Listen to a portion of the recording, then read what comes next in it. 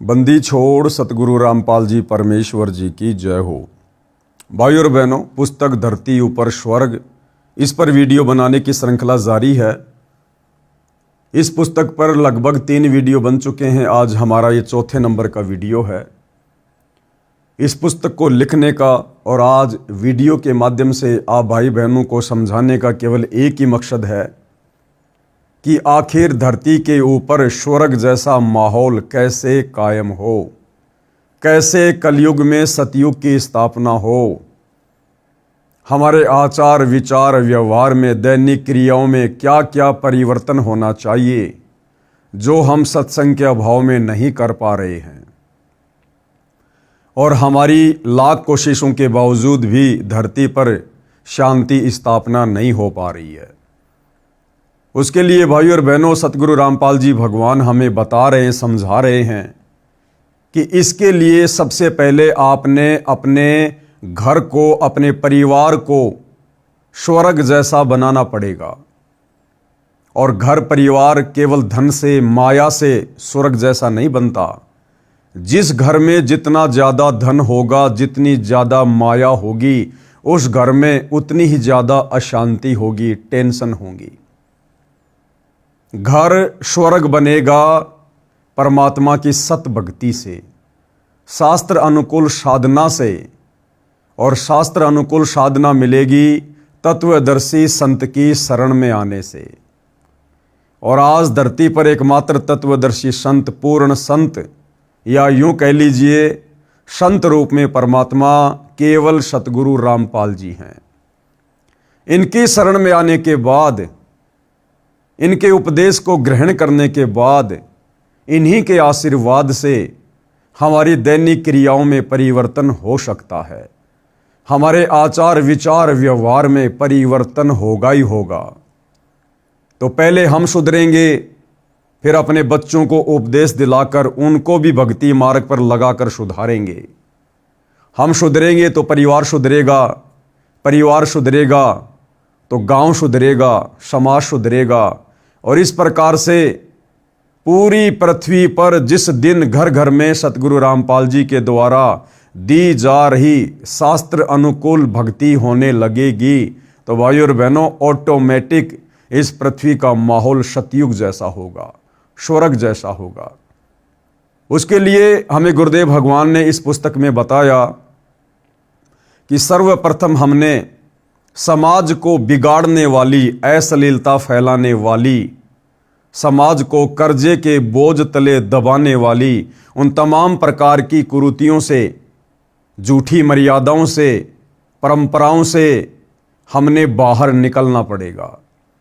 जैसे शादी विवाह में दुनिया भर का खर्चा करना, लोक दिखावा करना, अन्य त्योहारों पर दुनिया भर का खर्चा करना,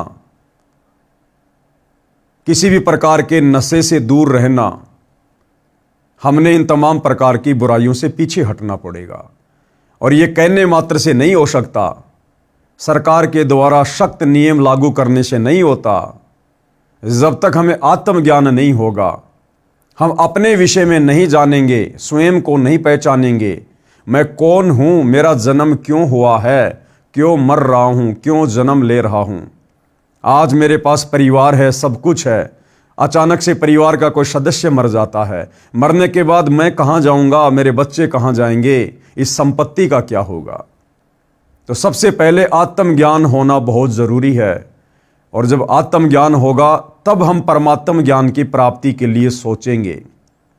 और ये आत्मज्ञान और परमात्म ज्ञान सच्चे सतगुरु की शरण में आए बिना, उनके सत्संग सुने बिना हमें कभी भी नहीं हो सकता। तो भाइयों और बहनों, एक ही तरीका है सत भक्ति, जो कि सतगुरु रामपाल जी समाज को प्रदान कर रहे हैं। और उसी सत भक्ति से परिवार के कलेश, परिवार की कलह, छोटी छोटी बातों को लेकर लड़ाई झगड़े, जो कंजरपना सबके घरों में है, वो मिटेगा। अन्यथा झगड़े समाप्त नहीं हो सकते।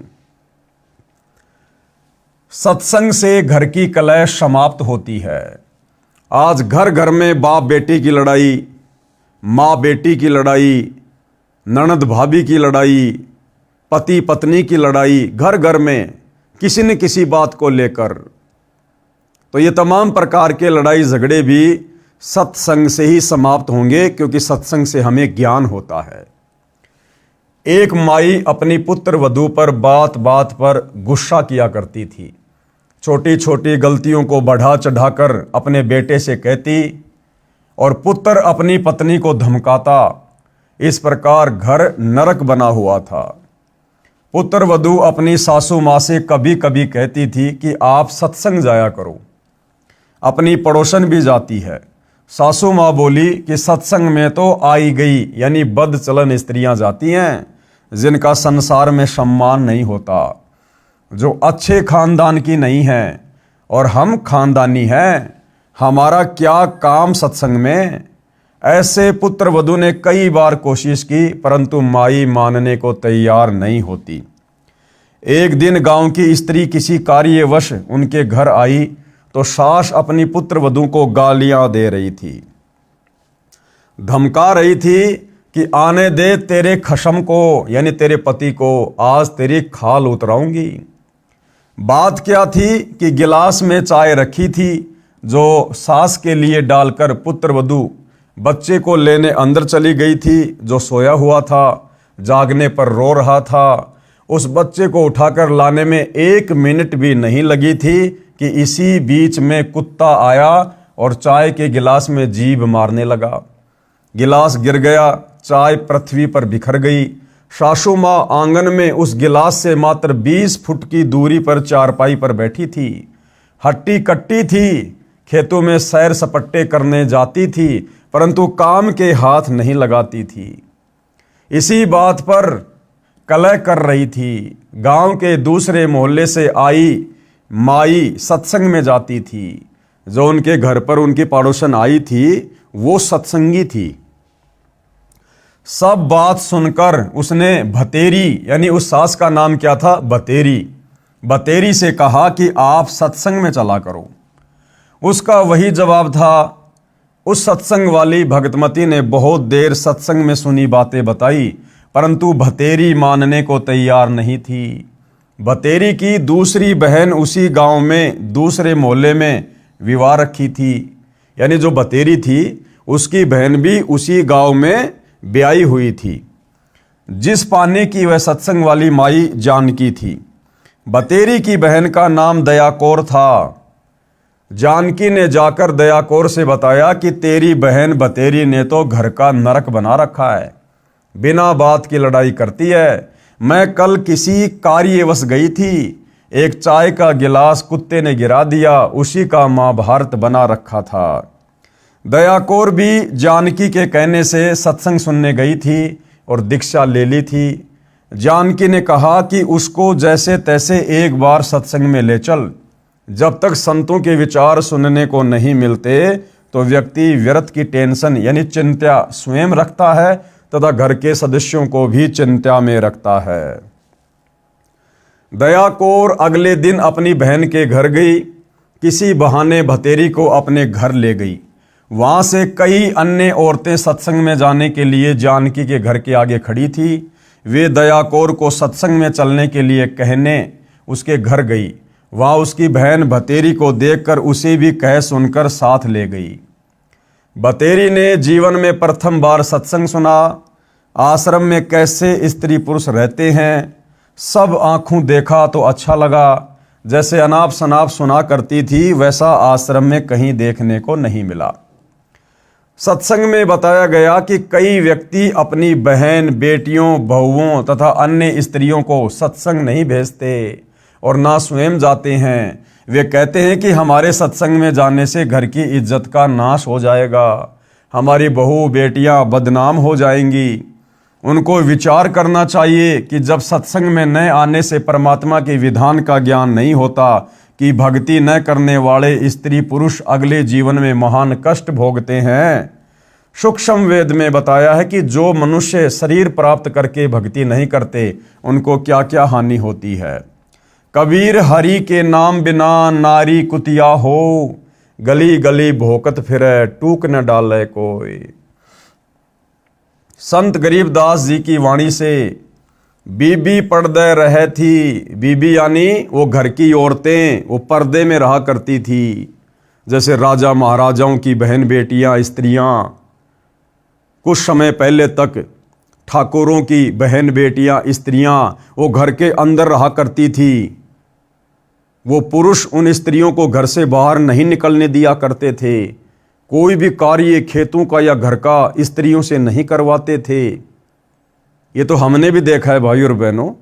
जब हम छोटे छोटे थे, हमारे गांव के पास में एक ठाकुरों का गांव था। जब हम किसी कार्यवश वहां जाते थे तो वो ठाकुर खुद ही गाय भैंस का गोबर खेतों में डाल के आते थे। घर का पानी भी खुद ही भरा करते थे, लेकिन अपने घर की औरतों को बाहर कार्य के लिए नहीं जाने दिया करते थे कि ये तो हमारे घर की इज्जत है। एक परंपरा के तहत उनको घर में रखा करते थे। तो कहते हैं बीबी पर्दे रहे थी और ड्योडी लगती बाहर। ड्योडी यानी एक आध नौकरानी भी रहा करती थी, उनको पर्दे में रखा करते थे, ड्योडी के अंदर रखा करते थे। अब गात उगाड़े फिरती हैं बनकुतियां बाजार। वो पर्दे में रहने वाली बहन बेटियां जो ड्योडी के अंदर रहा करती थी, कहते हैं अब वो नंगे शरीर, गात उगाड़े यानी नंगे शरीर, अब वो कुतिया बनकर सरेआम बाजार में घूम रही हैं। जो उस समय घर की इज्जत हुआ करती थी, बिना सत्संग के, बिना सच्चे सतगुरु की शरण के इतना बड़ा पंगा मोल ले लिया उन्होंने। जो 1-1 लाख के, 9-9 लाख के गहने पहन कर रहा करती थी, खूबसूरत कपड़े पहन के रहा करती थी, दिन में 2-2 बार नहाया करती थी, नौकरानियां जिनका मैल उतारा करती थी, जो काजू किशमिश के हलवे खाया करती थी, एक बिना भक्ति के, बिना सत्संग के, बिना सतगुरु की शरण के, अब वो रानियां, वो घर की बहन बेटियां, उन इज्जतदारों की अगले जन्म में फिर क्या हुआ, नंगी होकर कुतिया बनकर सरेआम बाजार में घूम रही हैं। ऐसी दुर्गति ये काल करता है। बीबी पर्दे रहे थी, ड्योडी लगती बाहर, अब गात उघाड़े फिरती हैं बनकुतियां बाजार। वे पर्दे की सुंदरी सुनो संदेशा मोर। अब क्या कह रहे हैं परमात्मा, वो पर्दे में रहने वाली सुंदर सुंदर स्त्रियां, बहन बेटियां, कहते हैं गात उगाड़े फिरती हैं करे सरायों शोर। अब वो नंगी होकर कुतिया बनकर, बिना भक्ति के, बिना सत्संग के, और करे सरायों शोर। सराय यानी धर्मशाला। पहले के समय में यात्री आते थे, जाते थे, तो रोड के किनारे धर्मशाला बनी होती थी, वहाँ पर रात्रि विश्राम के लिए रुक जाया करते थे। जो भी भोजन पानी घर से लाते थे वो अपना खा लिया करते थे। तो जिस समय वो उन धर्मशालाओं में ठहर कर भोजन किया करते थे, तो कुत्ता या कुतिया वहाँ आकर बैठ जाया करती थी एक टुकड़े की आश में। वो बहन बेटी इज्जतदारों की, धनवानों की, राजाओं की रानियां, वो घर की इज्जत, अब बिना भक्ति की वो कुतिया बन के एक रोटी के टुकड़े के लिए नंगी होकर बैठी है। जो काजू किशमिश के हलवे खाया करती थी, झूठा छोड़ दिया करती थी, फिर नौकरानियां खाया करती थी, अब वो एक रोटी के टुकड़े के लिए टकटकी लगाकर देख रही है खाने वाले की तरफ। और खाने वाला क्या करेगा, एक आध टुकड़ा जमीन पर फेंक देगा। अब वो बहन, वो बेटी, वो राजा की रानी, वो पर्दे में रहने वाली सुंदरी जिसने भक्ति नहीं की, वो एक रोटी का टुकड़ा खाएगी, साथ में 10 ग्राम मिट्टी भी खाएगी। अब वो काल ऐसे दुर्गति करता, बिना भजन के, बिना सत्संग के।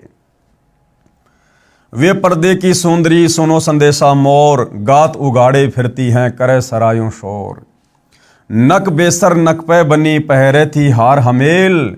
यानी कई कई लाख के गहने पहनने वाली वो माता बहनें जिन्होंने भक्ति नहीं करी, अब सुंदरी से कुतिया बनी सुन साहिब के खेल। बिना भक्ति के अब सुंदर स्त्री से वो कुतिया बनकर घूम रही है। ऐसा खेल खेल दिया परमात्मा ने उनके साथ में अपने विधान अनुसार। यानी भाई और बहनों, कहने का मतलब है कि वर्तमान कलयुग में हमारी जो नकारात्मक सोच संतों और सत्संग के प्रति हो चुकी है, हमने उसको बदलना होगा। आज चाहे कोई बहन बेटी किसी भी ऊंचे पद पर है, कितनी भी धनवान है, अगर उसने सत भक्ति नहीं की, और सत भक्ति होगी सच्चे सतगुरु से उपदेश लेकर, और सच्चा सतगुरु वर्तमान में पूरी पृथ्वी पर केवल एक ही है, सतगुरु रामपाल जी। क्योंकि एक समय में पृथ्वी पर केवल एक ही सतगुरु होता है, बाकी तो जगह जगह गांव गांव में नगर नगर में नकली सतगुरु आश्रम बना बनाकर इस काल ने बैठा रखे हैं। वो सतगुरु नहीं है। तो सीधा सीधा कहने का मतलब है, वर्तमान में इस पूरे विश्व में एकमात्र सतगुरु रामपाल जी हैं जो सत भक्ति दान करने के अधिकारी हैं, जिनकी शरण में आकर सत भक्ति करने से आगे ऐसी दुर्गति नहीं होगी, 84 लाख योनियों में जाना नहीं होगा, नरक भोगना नहीं होगा। अन्यथा आज चाहे कोई कितने बड़े राजपद पर है, चाहे कितने बड़े धनवान की पत्नी है, अगर वो बहन बेटियां सत भक्ति सतगुरु रामपाल जी से उपदेश लेकर नहीं करती हैं, भाई अंत में यही दुर्गति होगी जो परमात्मा का विधान है कि नक बेसर नक पे बनी पहरे थी हार हमेल, और सुंदरी से कुतिया बनी सुन साहिब के खेल। भावार्थ है, मनुष्य जीवन प्राप्त प्राणी यदि भक्ति नहीं करता है तो वह मृत्यु के उपरांत पशु पक्षियों आदि आदि की योनियां प्राप्त करता है। परमात्मा के नाम जाप बिना स्त्री अगले जन्म में कुतिया का जीवन प्राप्त करती है, फिर निवस्त्र होकर नंगे शरीर गलियों में भटकती रहती है, भूख से बेहाल होती है, उसको कोई रोटी का टुकड़ा भी नहीं डालता। जिस समय वह आत्मा स्त्री रूप में किसी राजा राणा तथा उच्च अधिकारी की बीवी यानी पत्नी थी, वे उसके पूर्व जन्मों के पुण्यों का फल था जो कभी किसी जन्म में भक्ति धर्म आदि किया था। वह सर्व भक्ति तथा पुण्य स्त्री रूप में प्राप्त कर लिए। वह आत्मा उच्च घरानों की बहु बेटियां थी, तब पर्दों में रहा करती थी, काजू किशमिश डालकर हलवा तथा खीर खाती थी, उनका जूठा छोड़ा हुआ नौकरानियां खाया करती थी। उनको सत्संग में नहीं जाने दिया जाता था क्योंकि वे उच्च घरानों की बहुएं तथा बेटियां थी, घर से बाहर जाने से बेइज्जती मानती थी। बड़े घरों की इज्जत इसी में मानी जाती थी कि बहु बेटियों का पर्दों में घर में रहना उचित है। इन कारणों से वह पुण्यात्मा सत्संग विचार न सुनने के कारण भक्ति से वंचित रह जाती थी। उस मानव शरीर में वह स्त्री गले में 9-9 लाख रुपए के हमेल हार पहनती थी, नाक में सोने की नाथ पहनती थी, उसी हार श्रृंगार में अपना जीवन धन्य मानती थी। भक्ति ना करने से वे अब कुतिया का जीवन प्राप्त करके नंगे शरीर गलियों में एक टुकड़े के लिए तरस रही होती हैं। शहर में पहले सराय यानी धर्मशाला होती थी, यात्री रात्रि में उनमें रुकते थे, सुबह भोजन खाकर प्रस्थान करते थे। वह पर्दे में रहने वाली सुंदर स्त्री कुतिया बनकर धर्मशाला में रुके यात्री का डाला टुकड़ा खाने के लिए सराय यानी धर्मशाला में भोंकती है। रोटी का टुकड़ा धरती पर डाला जाता है, उसके साथ कुछ रेत मिट्टी भी चिपक जाती है। वह सुंदरी जो काजू किशमिश युक्त हलवा खीर खाती थी, भक्ति नहीं करती थी, उस रेत मिट्टी युक्त टुकड़े को खा रही है। यदि मनुष्य शरीर रहते सहते पूरे संत से नाम लेकर भक्ति कर लेती तो ये दिन देखने नहीं पड़ते। कहने का मतलब है भाई और बहनों, उनके साथ तो जो बनी सो बनी, उन्होंने तो अपने कर्मों का फल भोगा सो भोगा। लेकिन वर्तमान में आप और हमें समय रहते समझाया जा रहा है, बताया जा रहा है किस कर्म का आगे चलकर क्या फल मिलेगा, क्या परिणाम भुगतना पड़ेगा। सत भक्ति ना करने से स्त्री की क्या दुर्गति होगी, पुरुष की क्या दुर्गति होगी, ये आप और हमें समय रहते समझाया जा रहा है, बताया जा रहा है। क्योंकि मनुष्य शरीर में हम भक्ति कर सकते हैं, भक्ति को समझ सकते हैं। कुत्ते के जीवन में, गधे के जीवन में, क्योंकि 84 लाख योनियों के शरीरों में ना हम भक्ति कर सकते, ना हम भक्ति को समझ सकते। आज हमें मनुष्य जन्म प्राप्त है, आज हम समझ भी सकते हैं और हम भक्ति कर भी सकते हैं।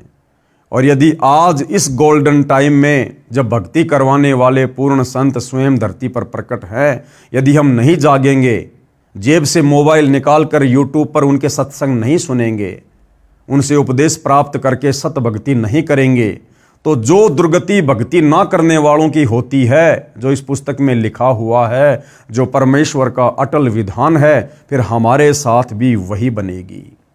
वही कुतिया के जीवन भोगने पड़ेंगे, गधे के जीवन भोगने पड़ेंगे। परमात्मा कहते हैं एक हरि की भक्ति बिन नारी कुतिया होए, गली गली भोकत फिरे टूक न डाल कोई। फिर परमात्मा कहते हैं एक हरि की भक्ति बिन राजा गधा हो, और माटी लदे कुम्हार की घास न डाले कोई।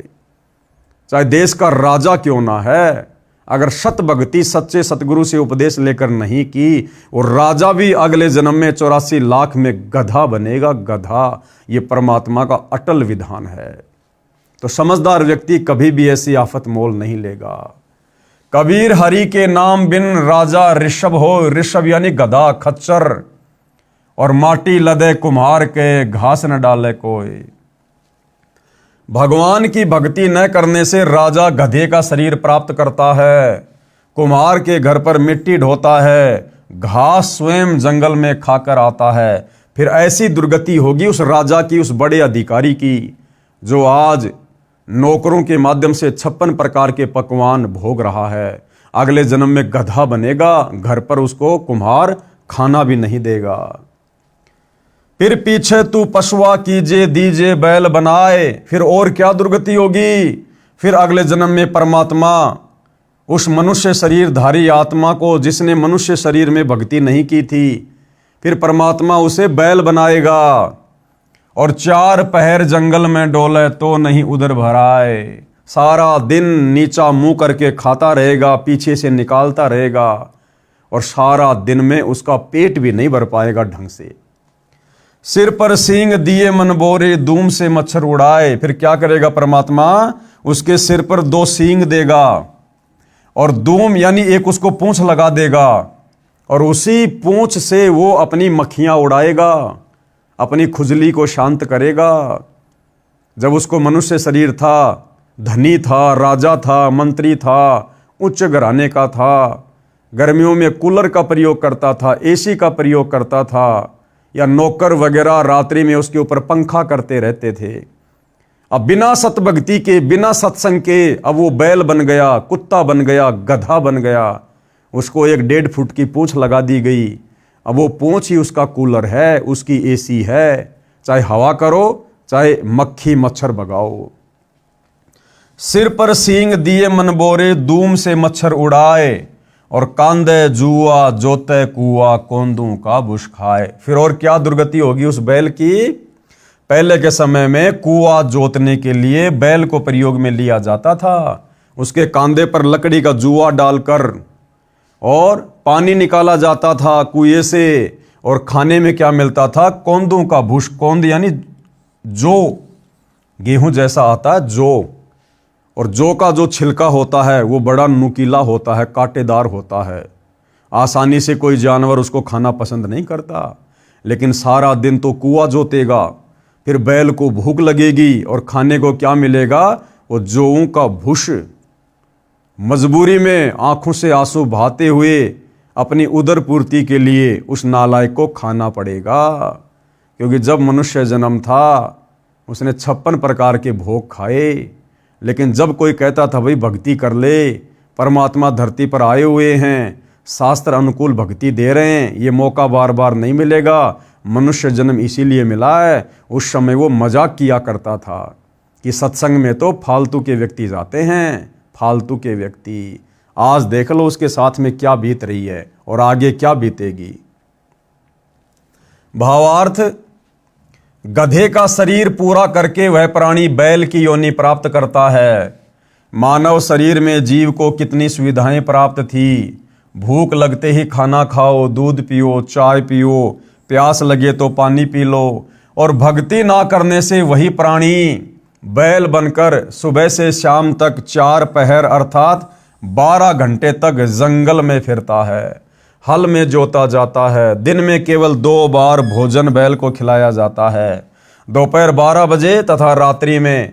परंतु बैल को बीच में भूख लगी है और चारों ओर चारा भी पड़ा होता है, लेकिन खा नहीं सकता। हाड़ी उसको घास नहीं खाने देता। पानी भी समय पर दिन में 2 या 3 बार पिलाया जाता है। सिर पर सींग तथा एक दूम यानी पूंछ लगे होंगे, जब मानव शरीर में था तब वह जीव कूलर, पंखे तथा एसी कमरों में रहता था। अब एक धूम है, इसको चाहे कूलर की जगह चाहे पंखे की जगह प्रयोग करो, उसी से मच्छर उड़ाता है। यानी ऐसी दुर्गति भाई और बहनों उस प्राणी की होती है जिसको परमात्मा भक्ति के लिए मनुष्य जन्म प्रदान करता है, लेकिन वो नादान प्राणी उस शु अवसर का फायदा नहीं उठा पाता है। सत्संग में यही बताया गया कि घर में कलह का कारण परमात्मा के विधान को न समझकर संसार के भाव में चलना है। घर का कोई सदस्य घर में हानि नहीं करना चाहता, ना सास घर में हानि करना चाहती, ना बहू घर में कोई नुकसान करना चाहती। किसी कारण से हानि हो जाती है तो उसको लेकर झगड़ा नहीं करना चाहिए। जो हानि होनी थी वह तो हो चुकी है, वह तो ठीक होगी नहीं। व्यर्थ की कलह करना समझदारी नहीं है। जिससे गलती से कोई हानि हो जाती है तो उसे कहना चाहिए, हे बेटा बेटी, माता पिता या सास बहू, ये जो हो गया ये अपने भाग्य में नहीं था, आपने जानबूझकर तो किया नहीं है। इस बात से घर में शांति कायम रहती है। कलह में काल निवास करता है, लड़ाई झगड़े में, मन मुटाव में क्या निवास करता है? काल। भूत प्रेतों का उस घर में डेरा होता है। जो कलह नहीं करते वे सुख से बसते हैं। और जिस घर में नाम का सुमरण तथा परमात्मा की भक्ति, आरती, स्तुति, ज्योति यज्ञ होती है, उस घर में परमात्मा के आदेश से देवताओं का निवास होता है। सत्संग सुनकर सब अपने अपने घर चली गई। सत्संग दिन के 12 बजे से 2 बजे तक हुआ था। पुत्र वधू को पता नहीं था कि सासू माँ सत्संग में गई थी। अगले दिन सुबह भैंस का दूध निकालकर पुत्र वधू उस दूध की भरी बाल्टी को छत में लगे कुंडे वाले सरिये में प्रतिदिन की तरह टांगने लगी। उसे लगा कि बाल्टी टंग गई, परंतु सरिये के उल्टी ओर बाल्टी का कड़ा लगा था। पुत्र वधू ने सोचा कि ठीक लगा है और बाल्टी छोड़ दी। बाल्टी पृथ्वी पर गिर गई, दूध बिखर गया। आवाज सुनकर भतेरी आई और पुत्र वधू दूध की बजाय सासू माँ की ओर मायूसी से देख रही थी कि आज ये बुढ़िया घर में झगड़ा करवाएगी, आज अपने बेटे से मेरी पिटाई करवाएगी। लेकिन पुत्र वधू ने बोलना उचित नहीं समझा, क्योंकि पुत्र वधू को पता था कि सासू माँ किसी भी सफाई के वचन नहीं सुनती।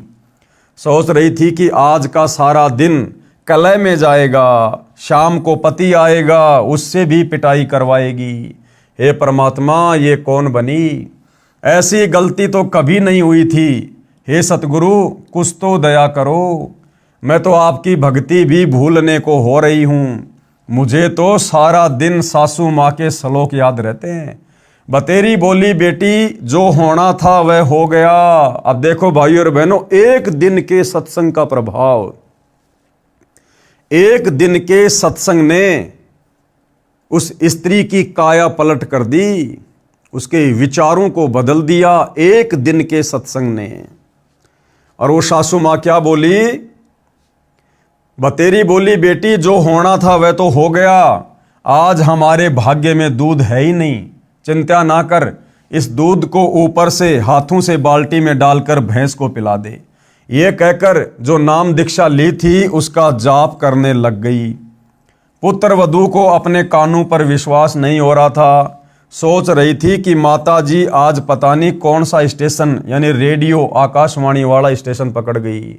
ये शीतल वचन बतेरी की बोरी यानी बारदाना में नहीं थे, यानी इसकी जुबान पर इस प्रकार के मीठे वचन तो थे ही नहीं।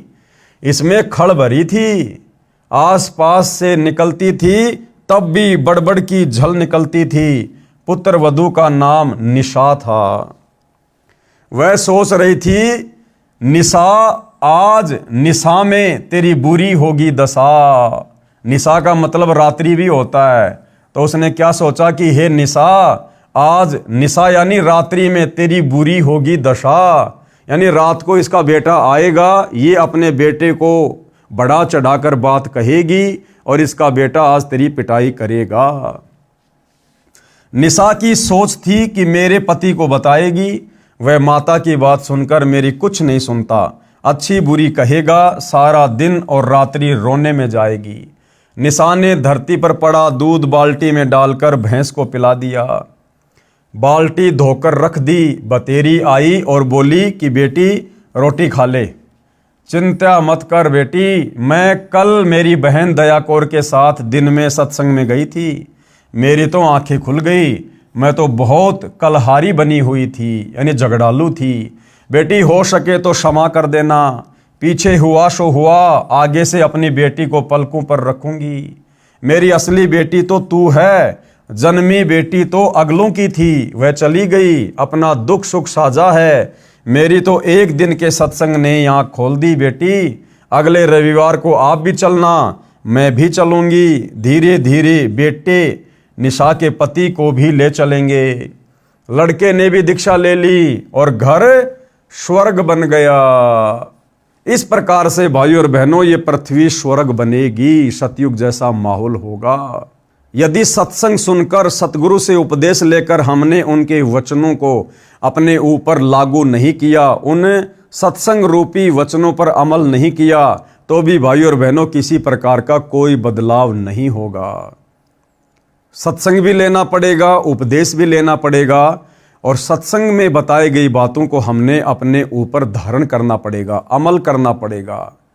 जब हमारी क्रिया चेंज होंगी, हमारे आचार विचार व्यवहार में बदलाव आएगा, तो सामने वाला भी उससे प्रभावित होगा।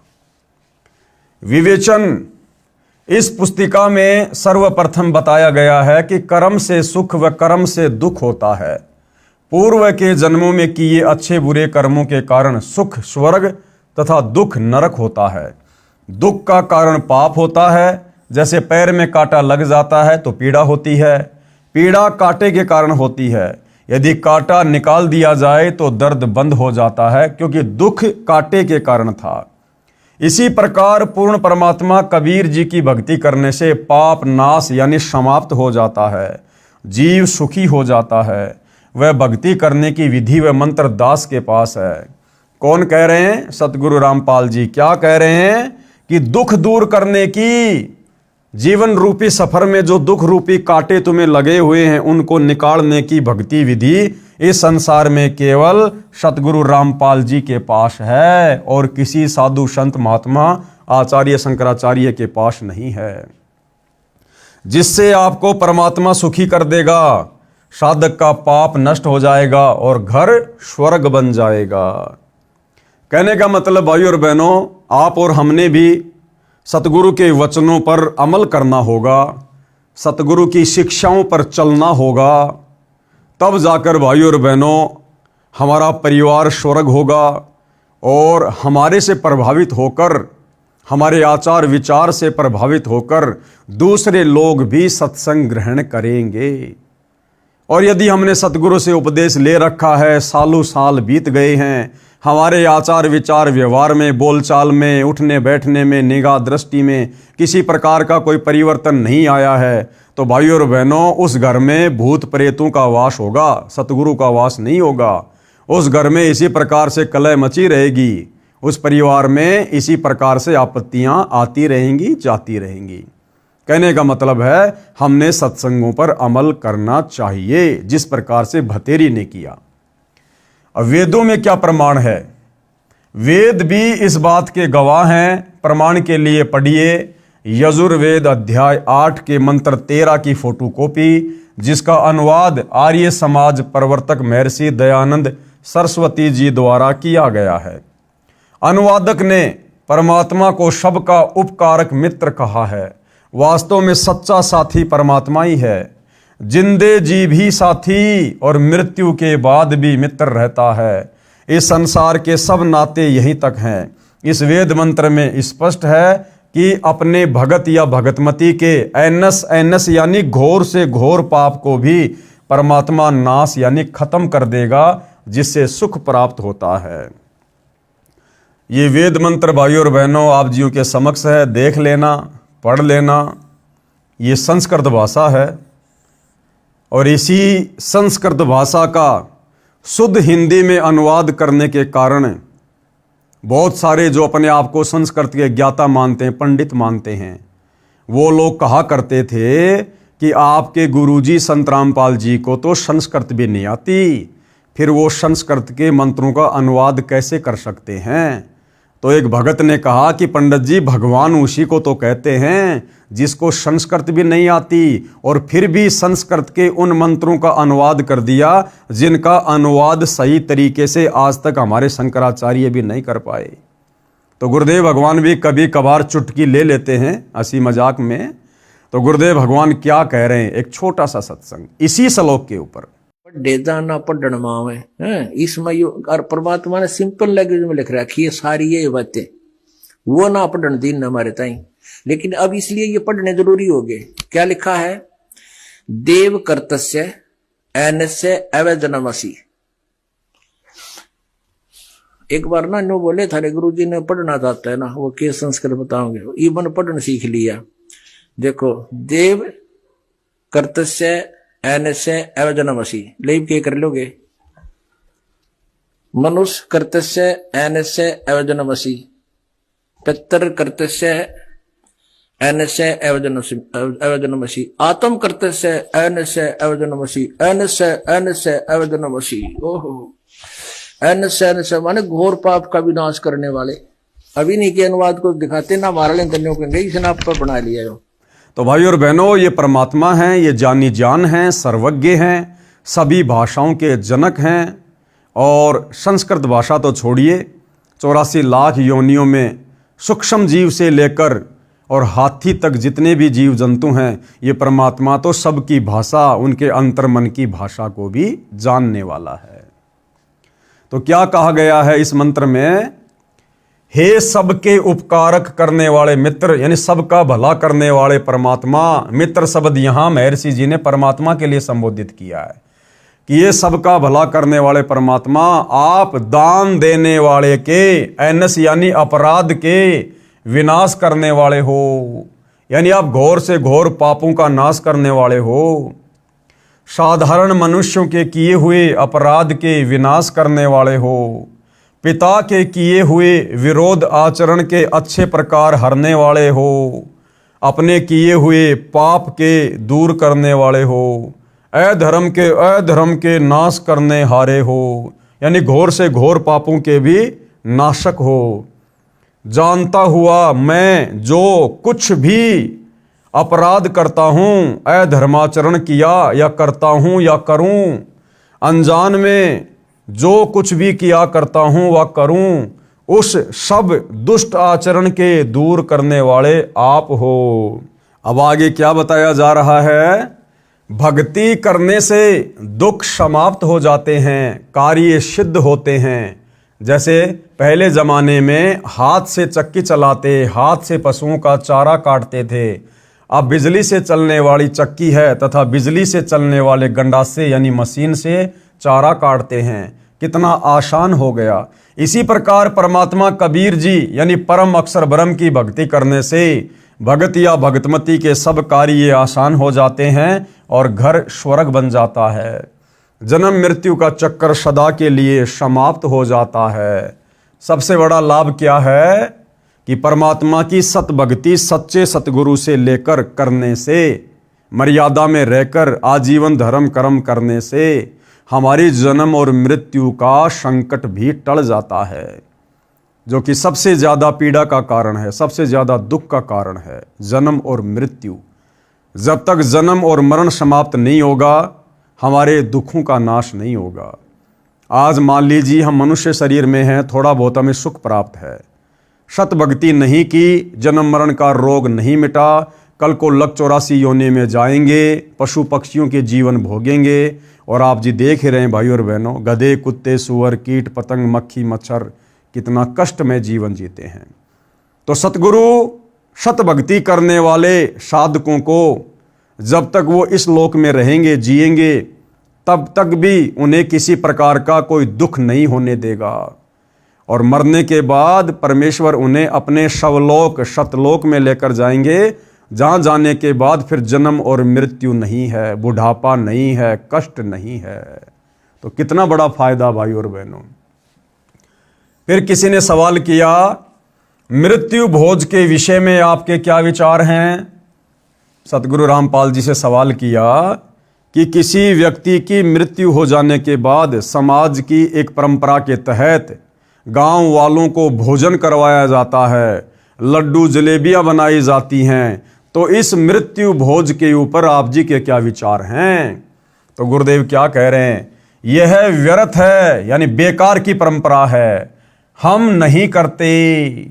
यानी सतगुरु रामपाल जी के कबीर पंथ में इस प्रकार की बकवाद उनके भगत नहीं करते।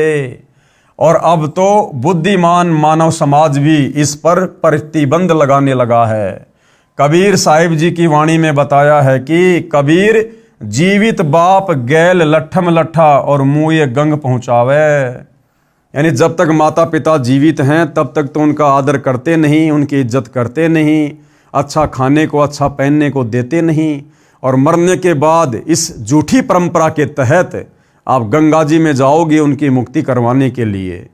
तो जिस बेटा बेटी ने जीते जी माँ बाप की सच्ची सेवा करके उसको आनंद नहीं दिया, भला मरने के बाद इन व्यर्थ की परंपराओं में पड़कर आप कैसे उनकी मुक्ति करवा दोगे? अर्थात अपने पिता व माता जी के साथ जिंदे जी तो उलट सुलट बोलते हैं, सब नहीं अधिकतर। यानी गुरुदेव कहते हैं सभी नहीं, बहुत सारी अच्छी संतान भी होती है पूर्व संस्कार की, लेकिन ये कलयुग है भाई और बहनों, ज्यादातर अपने माता पिता के साथ अच्छा व्यवहार नहीं करते।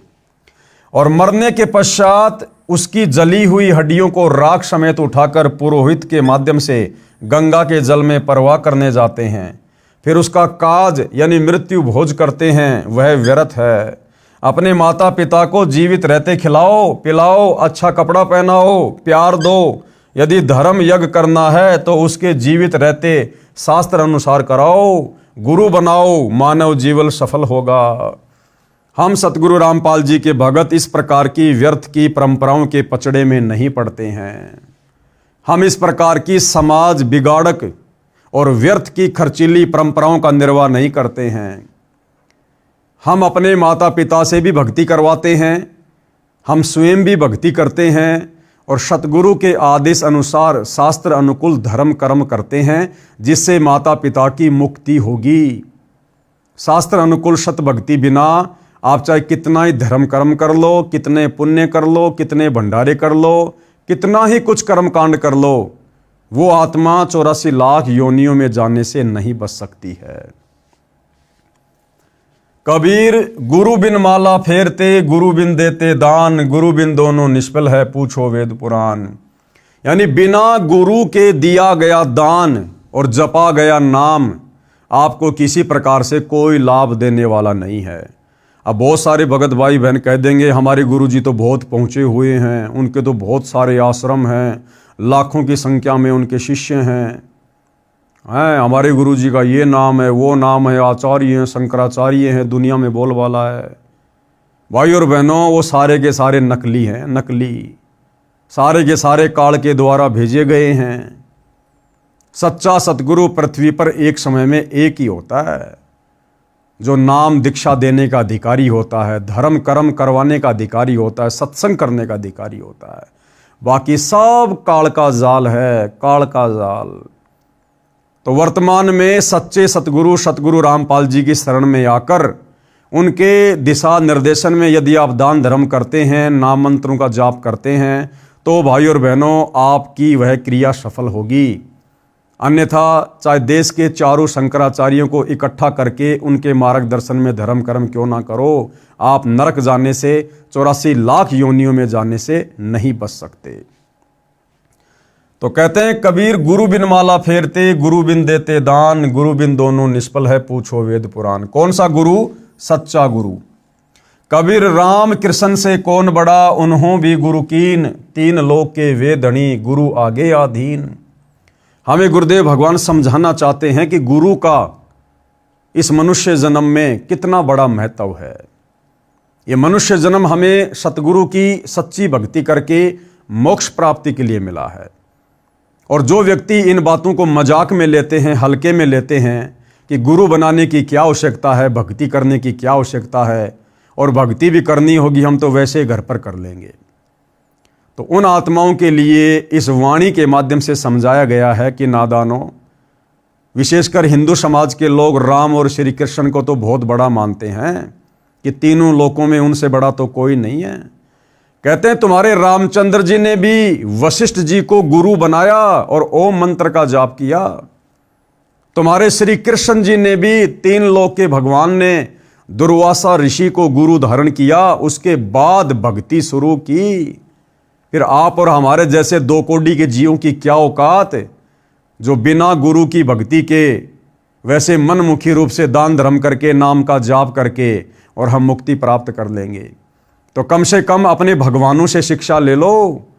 वो तीन लोक के स्वामी थे, लेकिन उनको भक्ति के विधान का पता था, परमात्मा के संविधान का पता था कि यदि हमने मनुष्य जन्म प्राप्त करके गुरु धारण करके भक्ति नहीं की तो हम वापस विष्णु पद पर नहीं जा सकते, हम सीधे नरक में जाएंगे, लक 84 में जाएंगे।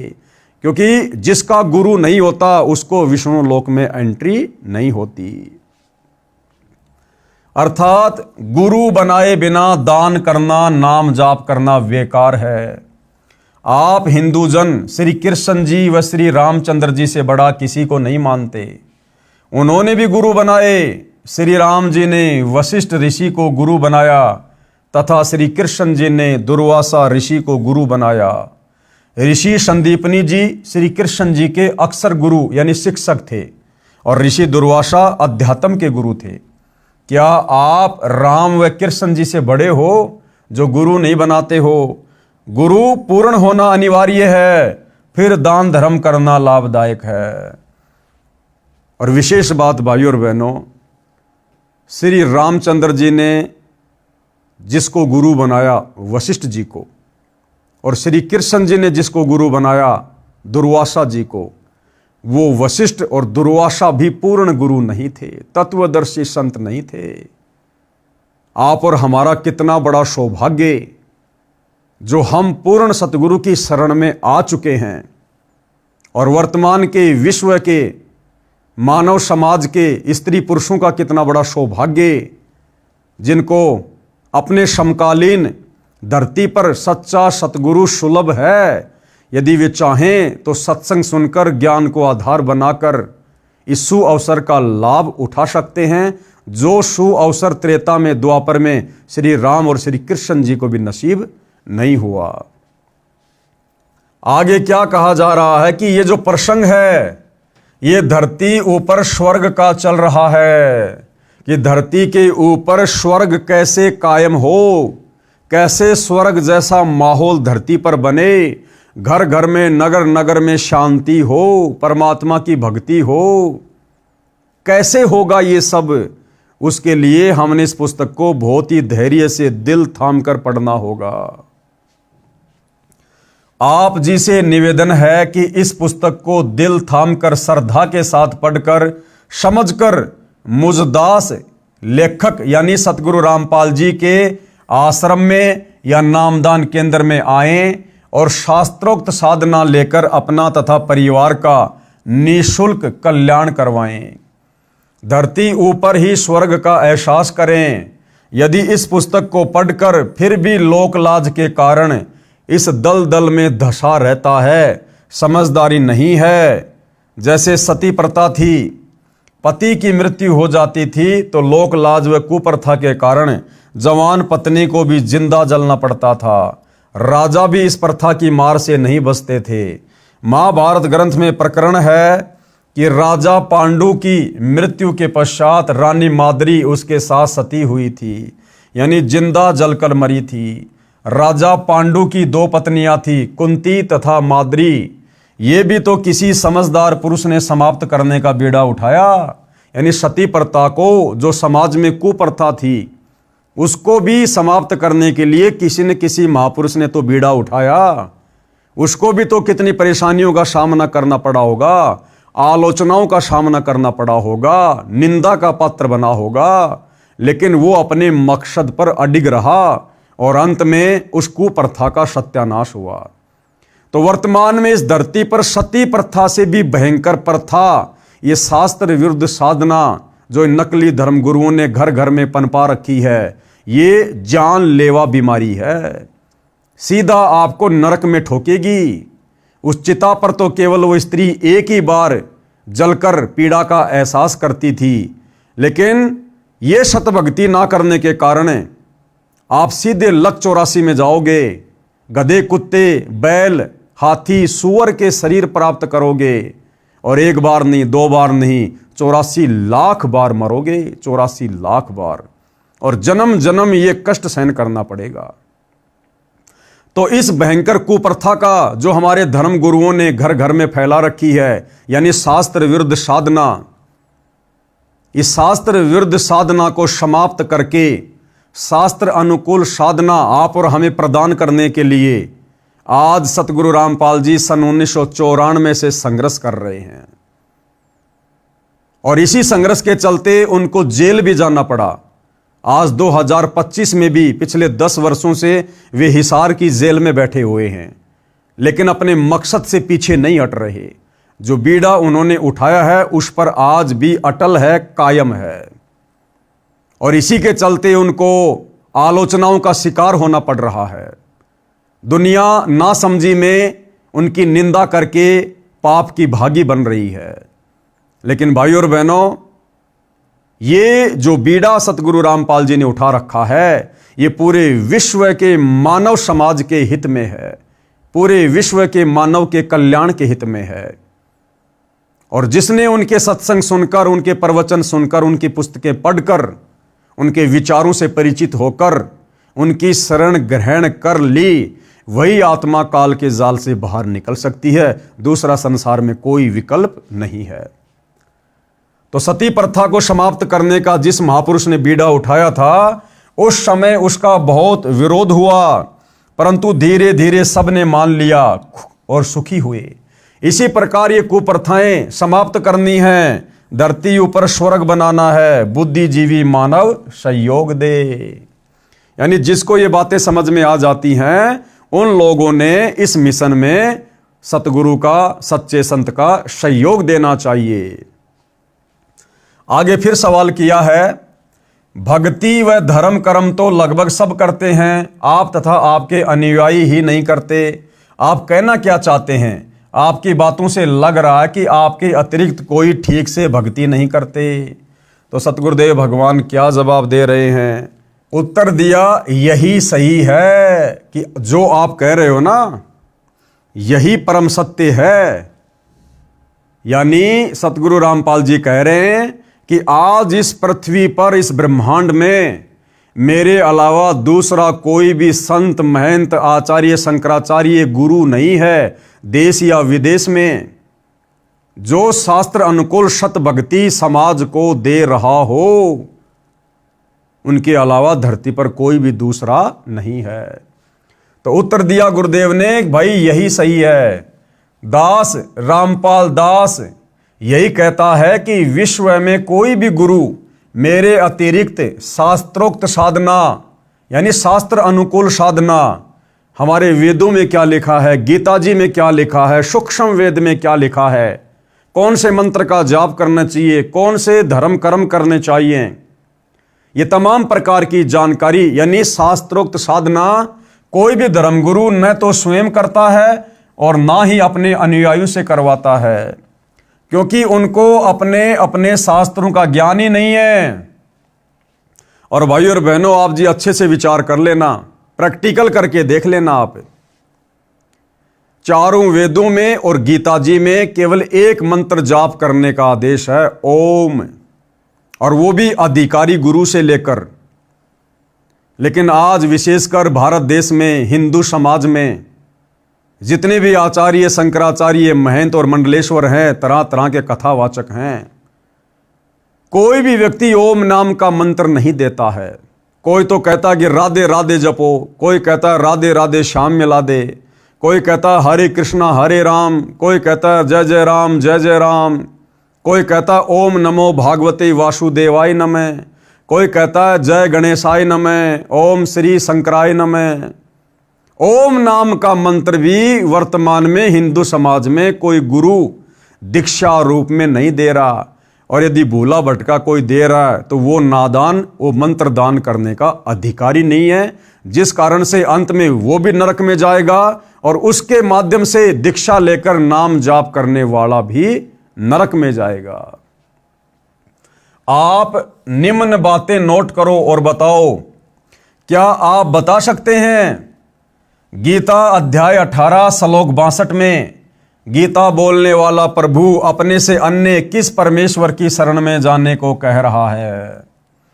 गीता अध्याय श्लोक नंबर 62 में गीता जी का ज्ञान देने वाला भगवान, आप चाहे उसको श्री कृष्ण समझो या श्री कृष्ण जी के रूप में काल समझो, वो अपने से अन्य किसी और की शरण में जाने को अर्जुन से कह रहा है कि अर्जुन, अगर तुझे सनातन परम धाम की प्राप्ति करनी है तो उस परमेश्वर की शरण में जा, जहां जाने के बाद साधक लौटकर संसार में नहीं आता।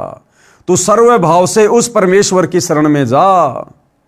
तो बताओ भाई, अगर हमारे धर्मगुरु विद्वान हैं, शास्त्रों के ज्ञाता हैं, जानकार हैं, तो गीता का ज्ञान देने वाला भगवान अध्याय 18 श्लोक 62 में अपनी भक्ति को छोड़कर किसी दूसरे की शरण में जाने को क्यों कह रहा है? वो कौन है जो गीता के ज्ञान देने वाले भगवान से भी बड़ा है?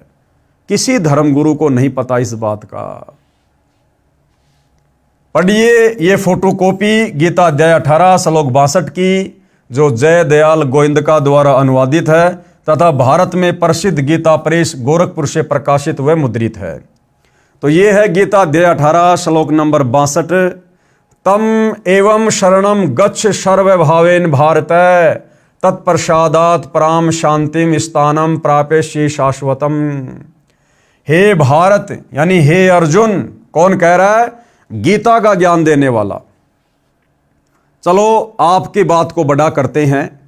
हिंदू समाज के अनुसार गीता का ज्ञान श्री कृष्ण जी ने दिया। श्री कृष्ण जी कौन थे? स्वयं श्री विष्णु भगवान। और हिंदू समाज अज्ञानता में विष्णु से बड़ा किसी को परमात्मा नहीं मानता।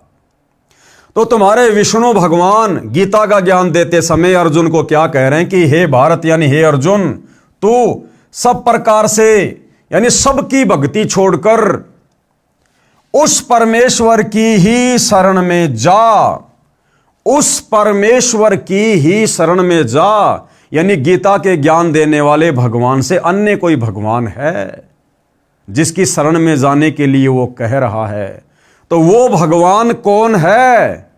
उसका नाम, गांव, पता आज तक हमारे धर्म गुरुओं ने, शंकराचार्यों ने क्यों नहीं बताया? अगर उनको ज्ञान होता तो, अगर वो हमारे शास्त्रों से परिचित होते तो। हे भारत, तू सब प्रकार से उस परमेश्वर की ही शरण में जा।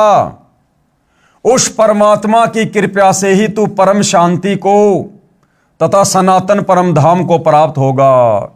सनातन परम धाम, जिस लोक का कभी विनाश ना हो, जबकि स्वर्ग तो असंख्यों बार प्रलय में आ चुका है, नष्ट हो चुका है। और परम शांति यानी जहां जाने के बाद जन्म और मृत्यु ना हो, जबकि स्वर्ग में जाने वाला, महास्वर्ग में जाने वाला जन्म और मृत्यु में रहता है। तो गीता ज्ञान देने वाला भगवान अपने से अन्य किस भगवान की शरण में जाने के लिए कह रहा है? और कौन सा वह धाम है, वह जगह है, वह लोक है जहां जाने के बाद ही परम शांति मिलती है, जहां जाने के बाद ही हमारी गति होती है? तो वो भगवान कौन है और वो लोक कौन सा है? तो ये जानकारी केवल सतगुरु रामपाल जी ने दी है कि वो भगवान है कबीर, और वो लोक है सत्यलोक, जहां जाने के बाद ये प्राणी लौटकर इस गंदे संसार में वापस नहीं आता। आगे और सवाल कर रहे हैं सतगुरु रामपाल जी कि यदि तुम्हारे धर्मगुरु इतने ही बड़े ज्ञानी हैं, अगर उनके पास में सत भक्ति है, शास्त्रों के ज्ञाता है, तो अगले सवाल का भी जवाब दो। गीता अध्याय 7 श्लोक 29 में गीता ज्ञान देने वाले प्रभु ने कहा है कि जो भगत केवल जरा यानी बुढ़ापे के दुख से तथा मरण यानी मृत्यु के दुख से छूटने के लिए ही प्रयत्नशील हैं, यानी साधना भक्ति करते हैं, वे तत् ब्रह्म यानी उस ब्रह्म यानी गीता अध्याय 18 श्लोक 62 में बताए परमेश्वर को, यानी उस कबीर भगवान को तथा संपूर्ण अध्यात्म ज्ञान यानी तत्व ज्ञान को तथा संपूर्ण कर्मों को जानते हैं, यानी एक लेवा एक देवादूतम वाली कथा जानते हैं। तो बताओ वो तत्व ब्रह्म कौन है जिसको जानने के बाद भगत केवल बुढ़ापे और मृत्यु से पीछा छुटाने के लिए भक्ति करता है? वो तत्व ब्रह्म क्या है जो गीता अध्याय 7 श्लोक नंबर 29 में गीता का ज्ञान देने वाला प्रभु अर्जुन से कह रहा है? वो तत्व ब्रह्म क्या है, कौन है? क्या आज तक हमारे धर्म गुरु आचार्य शंकराचार्य ये विद्वान लोग क्या उस तत्व ब्रह्म का एड्रेस बता पाए, उसका नाम बता पाए? नहीं बता पाए। गीता अध्याय 8 श्लोक 1 में गीता अध्याय 8 श्लोक 1 में अर्जुन ने गीता ज्ञान देने वाले से प्रश्न किया कि किम तत्व ब्रह्म, कि भाई वो तत्व ब्रह्म क्या है, वो तत्व ब्रह्म क्या है जिसके बारे में पता चलने के बाद भगत केवल बुढ़ापे और मृत्यु से बचने के लिए ही प्रयत्न करता है। तो अर्जुन ने सवाल किया गीता अध्याय 8 श्लोक 1 में अर्जुन ने गीता ज्ञान देने वाले से प्रश्न किया कि किम तत्व ब्रह्म, तत्व ब्रह्म क्या है जिसके विषय में आपने गीता अध्याय 7 श्लोक 29 में कहा है। फिर इसका उत्तर गीता ज्ञान बताने वाले भगवान ने आपके अनुसार श्री कृष्ण जी ने गीता जी अध्याय 8 श्लोक नंबर 3 में जवाब दिया और कहा वह परम अक्षर ब्रह्म है। कौन है वो सर्वश्रेष्ठ परमात्मा? परम अक्षर ब्रह्म, सर्वश्रेष्ठ परमात्मा, कबीर देव, कबीर अग्नि, कबीर अमित ओझा, कबीर साहेब, वह वो परमात्मा जिसकी शरण में जाने के लिए गीता ज्ञानदाता अध्याय 18 श्लोक 62 में कह रहा है। तो हमारे धर्म गुरु आज तक हमारे को क्यों नहीं बता पाए, क्यों नहीं पढ़ा पाए? अगर उनको ज्ञान था तो। फिर इसी प्रसंग को आगे बढ़ाते हुए गीता ज्ञान देने वाले ने गीता के इसी अध्याय 8 श्लोक 5, 7 तथा 8, 9, 10 में स्पष्ट कर दिया है। श्लोक 5 और 7 में क्या कहा कि जो पुरुष यानी जो भगत अंत काल में मुझको ही सुमरण करता हुआ शरीर को त्याग कर जाता है वह मेरे साक्षात रूप को प्राप्त होता है, इसमें कुछ भी संशय नहीं है।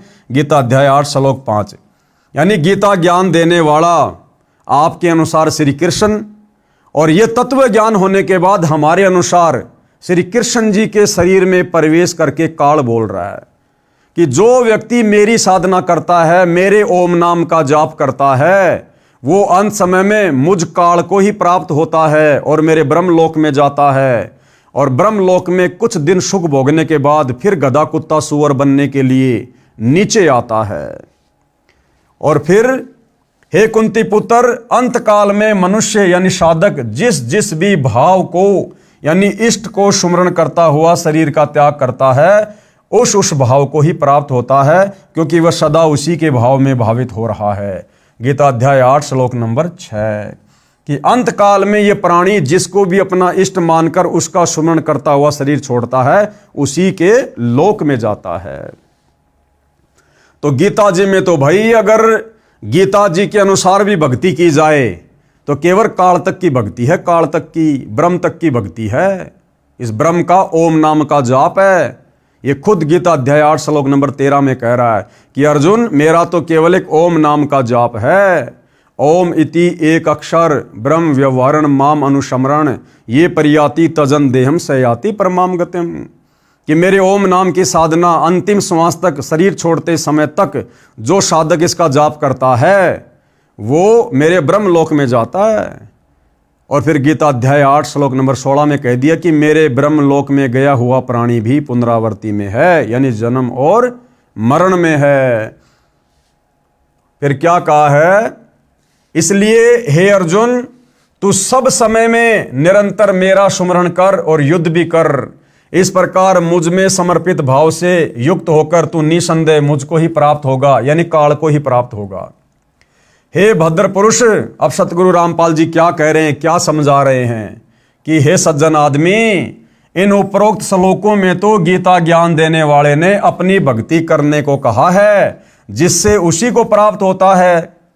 फिर गीता अध्याय 8 के ही श्लोक 8, 9, 10 में उस परम अक्षर ब्रह्म की, उस तत्व ब्रह्म की, अपने से अन्य भगवान की भक्ति करने को कहा जिसके विषय में ऊपर बताया गया है। गीता अध्याय 8 श्लोक नंबर 8, 9, 10। ये गीता अध्याय 8 श्लोक नंबर 8, 9, 10 में गीता का ज्ञान देने वाला भगवान अपने से अन्य उस तत् ब्रह्म, उस परम अक्षर ब्रह्म की भक्ति करने की सलाह दे रहा है। अगर तुम्हारे गीता ज्ञान देने वाले भगवान की भक्ति सर्वश्रेष्ठ होती, अगर गीता ज्ञान देने वाले भगवान की भक्ति से पूर्ण मोक्ष होता, जन्म मरण का झंझट छूटना होता, 84 लाख योनियों के झंझट से जीव आत्मा का बचना होता, तो भला फिर गीता अध्याय 8 श्लोक नंबर 8, 9, 10 में गीता का ज्ञान देने वाला भगवान अपने से अन्य उस परम अक्षर ब्रह्म की शरण में जाकर उसकी भक्ति करने की सलाह क्यों दे रहा है? क्या बताया कभी हमारे धर्मगुरुओं ने, संस्कृत के विद्वानों ने? कभी नहीं बताया। तो क्या खाक के विद्वान थे वो लोग? आप पढ़िएगा गीता अध्याय 8 श्लोक नंबर 8, 9, 10। इसमें क्या लिखा हुआ है? हे पार्थ यानी हे अर्जुन, परमेश्वर के यानी परम अक्षर ब्रह्म के अभ्यास रूप योग से युक्त दूसरी ओर न जाने वाले चित्त से निरंतर चिंतन करता हुआ मनुष्य परम दिव्य परमेश्वर यानी परम अक्षर ब्रह्म को ही प्राप्त होता है। यानी जिसको तत्वदर्शी संत मिल जाता है और जिसको फिर परम अक्षर ब्रह्म की साधना मिल जाती है तत्वदर्शी संत के माध्यम से, फिर वो साधक यदि आजीवन उसी को अपना इष्ट मानकर उसी के भाव में भावित रहता है, हमेशा उसी का गुणगान, उसी का सत्संग, उसी का चिंतन मनन, तो अंत समय में वो उसी दिव्य परम पुरुष यानी परम अक्षर ब्रह्म कबीर साहिब को प्राप्त होता है, यानी सतलोक में चला जाता है। श्रीमान जी ध्यान देना, इस श्लोक नंबर 9 में गीता बोलने वाले प्रभु आपके अनुसार श्री कृष्ण जी ने यह भी स्पष्ट कर दिया कि वही सर्वस्व धातारम यानी सबका धारण पोषण करने वाला है, जो इस प्रकार है। क्या कह रहा गीता ज्ञान देने वाला भगवान गीता अध्याय 8 श्लोक नंबर 9 में कि मेरे से अन्य जो परम दिव्य पुरुष है, परम अक्षर ब्रह्म है, वही तीनों लोकों में प्रवेश करके सबका भरण पोषण करता है, सबका पालन पोषण करता है। उसी ने सारी सृष्टि को रचा है। वही चींटी को कर्ण और हाथी को मण उसकी आवश्यकता के अनुसार देता है। जो अनादि यानी सबसे पहले वाला परमात्मा, सबके नियंता यानी सबको उत्पन्न करने वाला, सबका पालन पोषण करने वाला, सूक्ष्म से अति सूक्ष्म सबके धारण पोषण करने वाले, अचिंत्य स्वरूप सूर्य के सदृश प्रकाशमान, अज्ञान से अति परे शुद्ध सच्चिदानंद घन परमेश्वर का सुमरण करता है। गीता अध्याय 8 श्लोक नंबर 9। वह भक्ति युक्त पुरुष यानी उस परम अक्षर ब्रह्म की साधना करने वाला भक्ति युक्त साधक अंत काल में योग बल से यानी भक्ति की शक्ति से प्राणों को भ्रकुटी के मध्य में अच्छी तरह स्थापित करके यानी सतनाम के सुमरण पर दृढ़ होकर फिर निश्चल मन से यानी बिना किसी चिंता के, बिना किसी टेंशन के, क्योंकि सच्चे सतगुरु के शरण में आने के बाद, तत्व ज्ञान लेने के बाद हम निश्चिंत हो जाते हैं कि हमारी आत्मा का उद्धार होगा, हम सीधे सतलोक जाएंगे। अंत समय में हमारा मन इस तत्व ज्ञान आधार से भटकेगा नहीं। फिर निश्चल मन से सुमरण करता हुआ उस मेरे से अन्य दिव्य पुरुष यानी परम अक्षर ब्रह्म यानी परमेश्वर यानी कबीर देव को ही प्राप्त होता है। हे जेंटलमैन, क्या आपको व आपके धर्मगुरुओं को उस परमेश्वर परम अक्षर ब्रह्म का पता है? वह कौन है जिसकी शरण में जाने से परम शांति तथा सनातन परम धाम यानी सतलोक प्राप्त होता है? तो जेंटलमैन ने क्या कहा? कभी सुना ही नहीं, गीता तो रोज पढ़ता हूं, आज आंखें खुली हैं। कहता मैं तो रोज गीता पढ़ता था महाराज जी, लेकिन आज तक कभी किसी ने बताया नहीं, समझाया नहीं। अब जब आप बता रहे हो तो सच्चाई मेरी आंखों के सामने घूम रही है, मेरी तो आज आंख खुली है। तो भाई और बहनों, फिर ये हमारे धर्मगुरु काहे के विद्वान, काहे के पंडित, इन्होंने एक कुप्रथा, शास्त्र विरुद्ध साधना, भक्ति के गलत नाम घर घर में इन्होंने पठा दिए हैं। अब सतगुरु रामपाल जी ने उस शास्त्र विरुद्ध कुप्रथा का जड़ से सत्यानाश करना है और सत भक्ति सबके घर में प्रवेश करवाकर इस धरती को स्वर्ग समान बनाना है। तो उसमें आप और हम भगत भाई बहनों का विशेष तौर पर सहयोग होना चाहिए। ऐसा ना हो कि हम ही पाखंड करने लग जाएं। इसलिए हमने तो सत भक्ति मर्यादा में रहकर करनी है, साथ में हमने पूज्य गुरुदेव भगवान का सहयोग भी करना है, इस ज्ञान को फैलाकर लोगों को जागरूक करके। पढ़िए उपरोक्त गीता जी के सर्व श्लोकों की फोटोकॉपी। ये गीता अध्याय 7 श्लोक नंबर 29 की फोटोकॉपी है। जरा मरण मोक्षाय माम आश्रिते यतन्ति ये ते ब्रह्म तत्विदु कृत्स्नम अध्यात्म कर्म च अखिलम। यानी जो मेरे शरण होकर जरा और मरण से छूटने के लिए यत्न करते हैं, वे पुरुष उस ब्रह्म को, संपूर्ण अध्यात्म को तथा संपूर्ण कर्मों को जानते हैं। यानी जो व्यक्ति बुढ़ापे के कष्ट से और मृत्यु की पीड़ा से दुखी होकर उस तत्व ब्रह्म की ही साधना करते हैं, भगवान की भक्ति करते हैं, वो उस तत्व ब्रह्म से परिचित होते हैं। यानी इस संसार में केवल वही व्यक्ति बुढ़ापे के कष्ट से और मृत्यु की पीड़ा से परिचित होकर सत भक्ति करते हैं, मोक्ष प्राप्ति की चाहत रखते हैं, जो उस तत्व ब्रह्म से परिचित हो जाते हैं। अन्यथा किसी को पता ही नहीं मोक्ष क्या होता है। सब लोग अपनी उदर पूर्ति के लिए, घर में थोड़े बहुत सुख शांति के लिए ही भक्ति को केवल एक माध्यम बना रखा, साधन बना रखा है। मोक्ष तो बहुत दूर की बात है। मोक्ष के लिए भक्ति वो करेंगे जिनको तत्वदर्शी संत मिलता है, जिनको तत्व ज्ञान मिलता है। तो क्या कहा गया इस श्लोक में कि जो व्यक्ति जरा यानी बुढ़ापा और मरण यानी मृत्यु, इसके दुख से पीड़ा से परिचित होकर जो मोक्ष प्राप्ति के लिए भक्ति करते हैं, समझो वे व्यक्ति उस तत्व ब्रह्म से, परम अक्षर ब्रह्म से, कबीर भगवान से परिचित हो चुके हैं। तो फिर गीता अध्याय 8 श्लोक नंबर 1 में अर्जुन ने पूछा कि भाई फिर वो तत्व ब्रह्म कौन है जिसके विषय में आप कह रहे हो कि जो व्यक्ति जरा और मरण के दुख से परिचित होकर केवल मोक्ष के लिए भक्ति करता है, वही उस तत्व ब्रह्म से परिचित होता है। तो वो तत्व ब्रह्म कौन है? तो अर्जुन क्या सवाल कर रहा है? किम तत्व ब्रह्म किम अध्यात्म किम कर्म पुरुषोत्तम अधिभूतम च किम प्रोक्तम अधिदैवम किम उच्यते। इस प्रकार भगवान के वचनों को न समझकर अर्जुन बोले, हे पुरुषोत्तम, यानी हे श्री कृष्ण, क्योंकि अर्जुन तो उसे कृष्ण ही मान रहा था, लेकिन कृष्ण के शरीर में प्रेत की तरह प्रवेश करके उस समय काल बोल रहा था। तो अर्जुन अपनी समझ के आधार से उसे पुरुषोत्तम कह रहा है, जबकि वो पुरुषोत्तम नहीं है। हे पुरुषोत्तम, वह ब्रह्म क्या है आप जिसके विषय में कह रहे हो कि वो तत्व ब्रह्म, तो वो तत्व ब्रह्म क्या है? अध्यात्म क्या है? कर्म क्या है? अधिभूत क्या कहा गया और अधिदैव किसको कहते हैं? तो इसका जवाब गीता ज्ञान देने वाले ने गीता अध्याय 8 श्लोक नंबर 3 में कहा, अक्षरम ब्रह्म परमम स्वभाव अध्यात्म उच्यते भूत भाव द्वैक्रम विसर्ग क्रम संचितज्ञे। इस प्रकार अर्जुन के प्रश्न करने पर श्री भगवान बोले, अर्जुन परम अक्षर ब्रह्म है। यानी गीता ज्ञान देने वाले ने कहा था गीता अध्याय 7 श्लोक नंबर 29 में कि जो व्यक्ति जरा और मरण के दुख से परिचित हो जाता है और मोक्ष प्राप्ति के लिए जो प्रयत्न करता है, समझो वो तत्व ब्रह्म से परिचित है। तो अर्जुन ने अध्याय 8 श्लोक 1 में सवाल किया कि वो तत्व ब्रह्म क्या है, वो भक्ति क्या है, वो कर्म क्या है? तो उसका जवाब गीता अध्याय 8 श्लोक नंबर 3 में देते हुए गीता ज्ञानदाता क्या कह रहा है कि वो परम अक्षर ब्रह्म है। अक्षरम ब्रह्म परमम, वो परम अक्षर ब्रह्म है भाई। अपना स्वरूप अर्थात जीवात्मा अध्यात्म नाम से कहा जाता है। भूतों के भाव को उत्पन्न करने वाला जो त्याग है वह कर्म नाम से कहा गया है।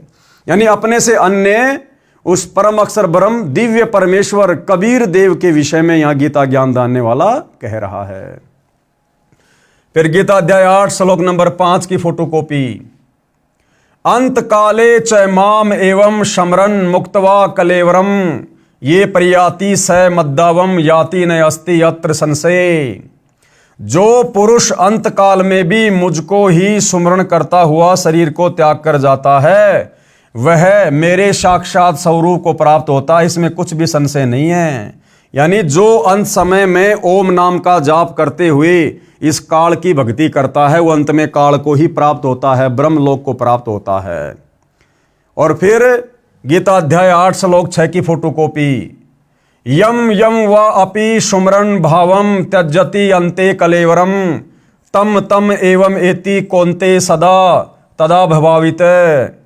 हे कुंती पुत्र, यह मनुष्य अंत काल में जिस जिस भी भाव को सुमरण करता हुआ शरीर का त्याग करता है उसको ही प्राप्त होता है, क्योंकि वह सदा उसी भाव से भावित रहा है।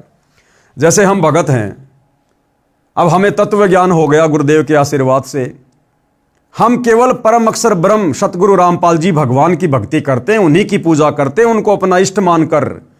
क्योंकि कबीर पंथ में जो सच्चा कबीर पंथ होता है उसमें कबीर जी स्वयं ही गुरु बनकर आते हैं। वो परम अक्षर ब्रह्म स्वयं ही सतगुरु होता है और उसी को इष्ट मानकर भक्ति करने से जीव का आत्म कल्याण होता है।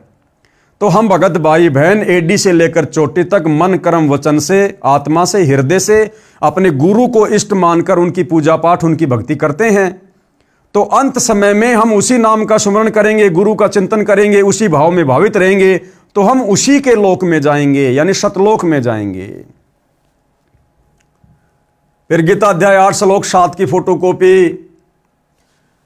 तस्मात् सर्वेषु कालेषु माम अनुस्मरण युद्धे च मयि अर्पित मनोबुद्धि माम एवं यस्यसि असंशयम्। इसलिए हे अर्जुन, तू सब समय में निरंतर मेरा सुमरण और युद्ध भी कर। इस प्रकार मुझ में अर्पण किए हुए मन बुद्धि युक्त होकर तू निसंदेह मुझको ही प्राप्त होगा, यानी काल को प्राप्त होगा। अगर काल की भक्ति करेगा, गीता ज्ञानदाता की, अंत समय में ओम नाम का जाप करेगा तो काल के लोक में जाएगा। गीता अध्याय 8 श्लोक 8 की फोटोकॉपी। अभ्यास योग युक्तेन चेतसा नान्ये गामिना परम पुरुष दिव्यम याति पार्थ अनुचिंतेन। हे पार्थ, हे अर्जुन, ये नियम है कि परमेश्वर के ध्यान के अभ्यास स्वरूप योग से युक्त होकर दूसरी ओर न जाने वाले चित्त से निरंतर चिंतन करता हुआ मनुष्य परम प्रकाश स्वरूप दिव्य पुरुष को अर्थात परमेश्वर को प्राप्त होता है। यानी ये परमात्मा का विधान है कि तत्वदर्शी संत से उपदेश लेने के बाद जो व्यक्ति परम अक्षर ब्रह्म की पूजा करता है, उसी के भाव में भावित रहता है, उसी का सुमरण करता है, उसी का चिंतन करता है, वो अंत काल में उस दिव्य परम पुरुष परमेश्वर परम अक्षर ब्रह्म कबीर देव को ही प्राप्त होता है, यानी वो सतलोक को जाता है। फिर गीता अध्याय 8 श्लोक नंबर 9 की फोटोकॉपी।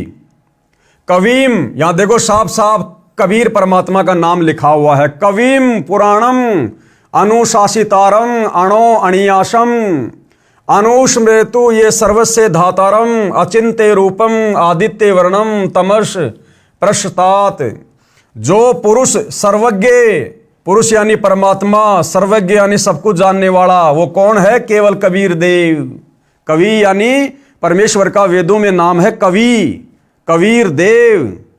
तो कबीर देव के अलावा दूसरा कोई भी ब्रह्मांड में सर्वज्ञ नहीं है। तो गीता अध्याय 8 श्लोक नंबर 9 में सांकेतिक रूप से कबीर परमेश्वर का नाम भी लिखा हुआ है। जो पुरुष सर्वज्ञ, अनादि, सबके नियंता, सूक्ष्म से भी अति सूक्ष्म, सबके धारण पोषण करने वाले, अचिंत्य स्वरूपम, सूर्य के समान सदृश्य, नित्य चेतन प्रकाश रूप और अविद्या से अति परे, यानी जो जगत गुरु है, शुद्ध सच्चिदानंद घन ब्रह्म परमेश्वर का सुमरण करता है। यानी तत्वदर्शी संत से उपदेश लेकर जो कबीर भगवान का सुमरण करता है, उनकी भक्ति करता है। गीता अध्याय 8 श्लोक 10 में क्या बताया है? वह भक्ति युक्त पुरुष, यानी वो भक्ति करने वाला साधक अंत काल में, यानी मरते समय भी योग बल से, यानी भक्ति की शक्ति से, सुमरण की कमाई से, भरकुटी के मध्य में प्राणों को अच्छी प्रकार से स्थापित करके, यानी अपने ना भटकने वाले मन को यानी अपने चंचल मन को दृढ़ करके तत्व ज्ञान आधार से निश्चल मन से, यानी मन को भटकने नहीं देगा अंत में, और सुमरण करता हुआ उस दिव्य रूप परम पुरुष परमात्मा को ही प्राप्त होता है, यानी वो सतलोक को चला जाता है। गीता बोलने वाला नाशवान है। गीता बोलने वाला कौन? ये काल ब्रह्म जो श्री कृष्ण जी के शरीर में प्रेत की तरह प्रवेश करके गीता जी का ज्ञान दे रहा है, ये काल ब्रह्म ये नाशवान है, ये जन्म और मृत्यु में है। दूसरा परम अक्षर ब्रह्म अविनाशी है। परम अक्षर ब्रह्म कौन? कबीर देव, जो जन्म और मरण से दूर है। प्रमाण के लिए गीता अध्याय 4 श्लोक 5, अध्याय 2 श्लोक 12, अध्याय 10 श्लोक 2 में पढ़िए, जिनमें गीता ज्ञानदाता ने अपना जन्म मृत्यु होना स्वीकारा है।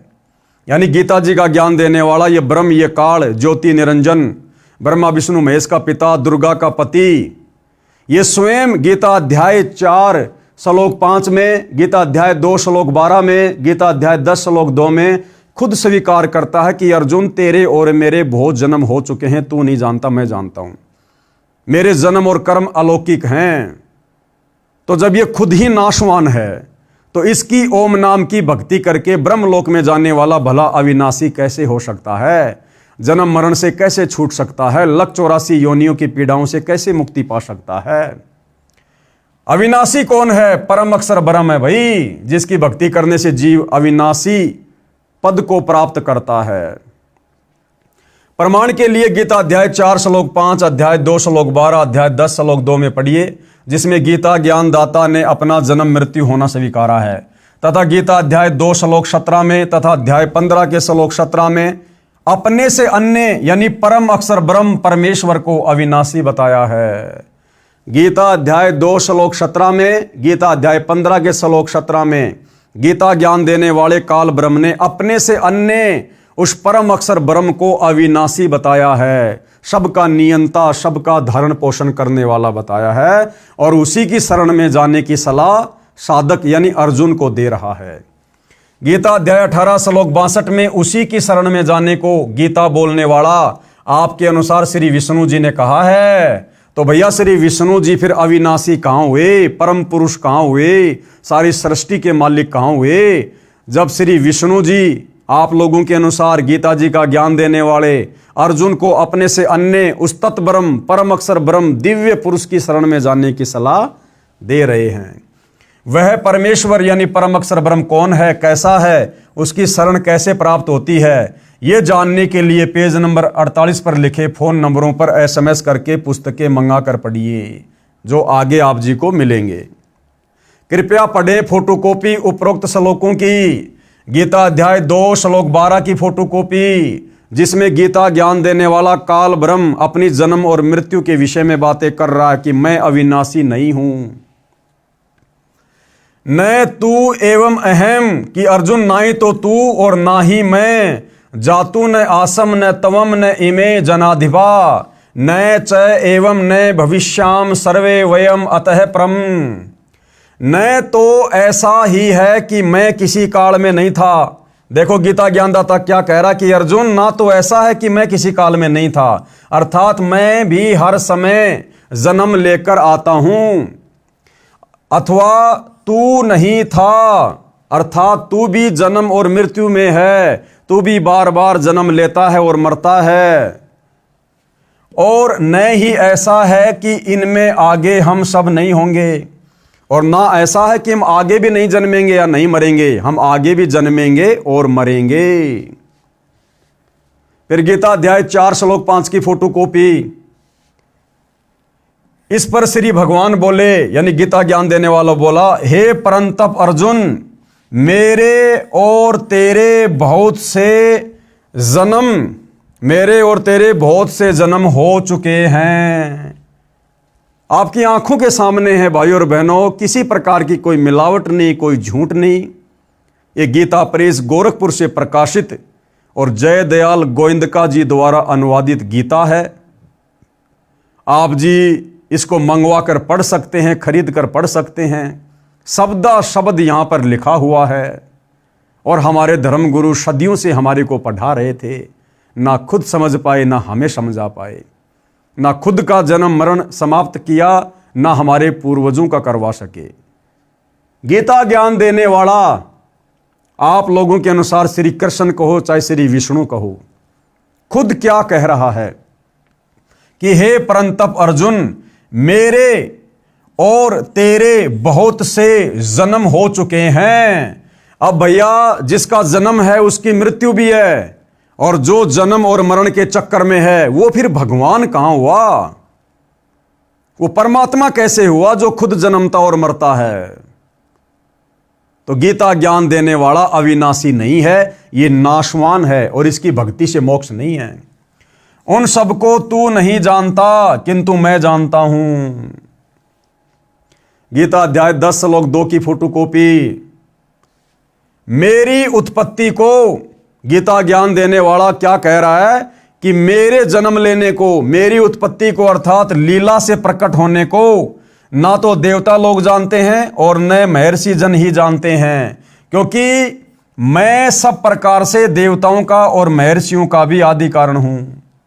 ये काल ब्रह्म क्या कह रहा है श्री कृष्ण जी में प्रवेश करके कि अर्जुन, मेरे जन्म को ये देवता लोग और ये महर्षि लोग नहीं जानते, क्योंकि इनका जन्मदाता भी मैं हूं। क्योंकि भाइयों और बहनों, ये काल ब्रह्म 21 ब्रह्मांड का स्वामी है, दुर्गा का पति है, ब्रह्मा विष्णु महेश का पिता है, और 21 ब्रह्मांड में पुरुषोत्तम होने के कारण सभी जीव 33 करोड़ देवी देवता ब्रह्मा विष्णु महेश सब इसके अधीन है। इसलिए बेटा कभी अपने बाप की उत्पत्ति नहीं बता सकता। इसलिए ये काल कह रहा है कि मेरी उत्पत्ति को, यानी मेरे जन्म लेने की लीला को, प्रक्रिया को ना तो ये देवता लोग जानते हैं और ना ये महर्षि जन जानते हैं। क्यों? क्योंकि मैं सब प्रकार से देवताओं का और महर्षियों का भी आदि कारण हूं, यानी इनका जन्मदाता भी मैं हूं। लेकिन भैया दादा बता देता सब कुछ। पिता की डेट ऑफ बर्थ को बेटे नहीं बता सकते, लेकिन दादा बता देगा। तो उस कबीर दादा ने आज धरती पर संत रामपाल जी के नाम से प्रकट होकर इन सब की डेट ऑफ बर्थ, इन सब की जन्म और मृत्यु बता डाली है। गीता अध्याय 2 श्लोक नंबर 17 की फोटोकॉपी। अविनाशी तू तत्विधि येन सर्वम इदम ततम विनाशम अव्यक्ष्य अस्य ये कश्चित है कर्तुम अहर्ति। नाश रहित तो तू उसको जान जिससे यह संपूर्ण जगत दृश्य वर्ग व्याप्त है। अब वो क्या कह रहा कि भैया मेरी तो जन्म और मृत्यु होती है अर्जुन, फिर अविनाशी कौन है जो जन्म और मरण से परे है? उसके बारे में गीता का ज्ञान देने वाला भगवान कह रहा है, यानी अपने से अन्य भगवान के विषय में, कि नाश रहित। नाश रहित का मतलब होता है जिसका कभी नाश ना हो, कभी मृत्यु ना हो। अविनाशी, कि अविनाशी तो उसको जान जिससे यह संपूर्ण जगत व्याप्त है, जिसने सारे संसार की रचना की है, जिसने सृष्टि की रचना की है। अर्जुन, तू अविनाशी तो केवल उसको जान, और वो कौन है? परम अक्षर ब्रह्म, तत् ब्रह्म, कबीर देव। इस अविनाशी का, किसका? कबीर देव का, परम अक्षर ब्रह्म का विनाश करने में कोई भी समर्थ नहीं है, कि उस कबीर भगवान को मारने में संसार में कोई भी समर्थ नहीं है। फिर गीता अध्याय श्लोक 15 की फोटोकॉपी। उत्तम पुरुष तू अन्य परमात्मा इति उदाहरते ये लोक तरम अवश्य विभर्ति अवय ईश्वर।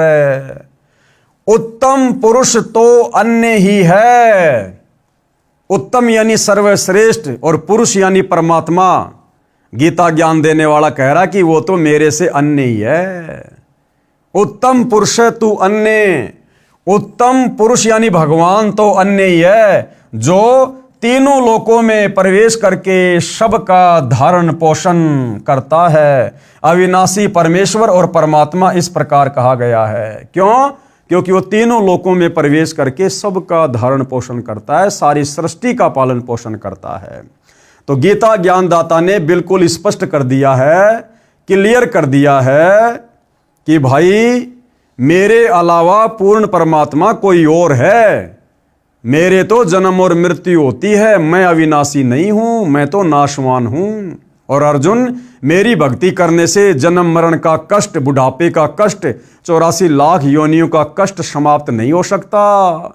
अगर तुझे जरा और मरण से मुक्ति चाहिए, सनातन परम धाम को प्राप्त करना है, तो भाई उस परमपिता परमेश्वर की शरण में जा जिसको मारने में कोई भी सक्षम नहीं है। तो भाई और बहनों, ये जानकारी आज तक हमारे को हमारे धर्मगुरु नहीं दे पाए।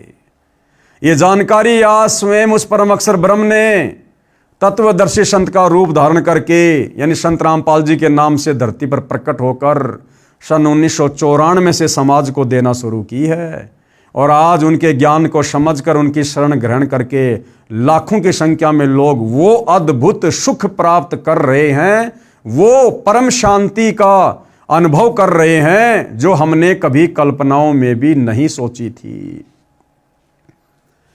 गूढ़ रहस्य गीता का, हे भद्र पुरुष, हिंदू धर्म के धर्मगुरुओं को वेदों व श्रीमद् भगवत गीता का कै ख का भी ज्ञान नहीं है। न ऋषियों को न महर्षियों को ज्ञान था। सर्व धर्मों का, धर्म ग्रंथों का ज्ञान मेरे गुरुदेव स्वामी राम देवानंद जी महाराज जी के आशीर्वाद से मुझे है। यानी सतगुरु रामपाल जी यहाँ पर अपने आप को छुपाते हुए, गुरु महिमा को ऊपर रखते हुए अपने गुरुदेव को महत्व दे रहे हैं कि मुझे ये सारा का सारा गूढ़ ज्ञान शास्त्रों का मेरे गुरुदेव स्वामी राम देवानंद जी से प्राप्त हुआ है। जबकि भाई और बहनों, आप और हमें अच्छे से पता है कि हमारे दादा गुरु यानी आदरणीय राम देवानंद जी अक्सर ज्ञान युक्त नहीं थे। वो पढ़े लिखे नहीं थे। उन्होंने कभी भी वेद गीता नहीं पढ़ी थी और ना ही उन्होंने कभी संत रामपाल जी को वेद और गीता पढ़ाई। क्योंकि भाई और बहनों, गुरु परंपरा को बनाए रखने के लिए सतगुरु रामपाल जी ने आदरणीय राम देवानंद जी को गुरु धारण किया था। अन्यथा सतगुरु रामपाल जी स्वयं परम अक्षर ब्रह्म हैं, कबीर देव हैं, गुरुओं के गुरु हैं, जगत गुरु हैं। इन्हें गुरु धारण करने की आवश्यकता नहीं थी। लेकिन गुरु शिष्य परंपरा को बनाए रखने के लिए उन्होंने गुरु धारण किया और अपने गुरु को यहां पर महत्व दे रहे हैं। गुरुदेव जी की कृपा से गीता के गूढ़ रहस्यों को ठीक से समझा है। मेरे को मूल ज्ञान यानी तत्व ज्ञान प्राप्त हुआ है, जिसे सूक्ष्म वेद भी कहा है, जिसके कारण सर्व धर्म शास्त्रों को यथा रूप में जानना सरल हो गया। हिंदू धर्म गुरुओं को तत्व ज्ञान नहीं था, इसलिए अर्थों के अनर्थ कर रखे हैं। प्रमाण देता हूं, ध्यान व धीरज के साथ सुन व देख। अब भाई और बहनों, कौन कौन से वो श्लोक हैं, कौन कौन से वो अध्याय हैं जिनके अर्थों का हमारे धर्म गुरुओं ने अनर्थ कर रखा है तत्व ज्ञान के अभाव में। तो उन तमाम प्रकार के श्लोकों की जानकारी हम इसी पुस्तक धरती ऊपर स्वर्ग के अगले वीडियो में प्राप्त करेंगे। क्योंकि भाइयों और बहनों, ये अध्यात्म है, सदग्रंथों का मूल ज्ञान है, सार ज्ञान है। ये जल्दबाजी में समझ में नहीं आएगा, हड़बड़ी में समझ में नहीं आएगा। इसलिए हम धीरे धीरे इस पुस्तक के ऊपर आगे बढ़ेंगे और जितना हम पढ़ रहे हैं उसको हम समझेंगे, उसके ऊपर हम अमल भी करेंगे। तो भाई और बहनों, इतना समय निकालने का फ़ायदा है, अन्यथा इस कान से सुनकर इस कान से निकाल दोगे, कोई फ़ायदा नहीं होगा। तो आज के वीडियो में गुरुदेव भगवान के आशीर्वाद से केवल इतना ही।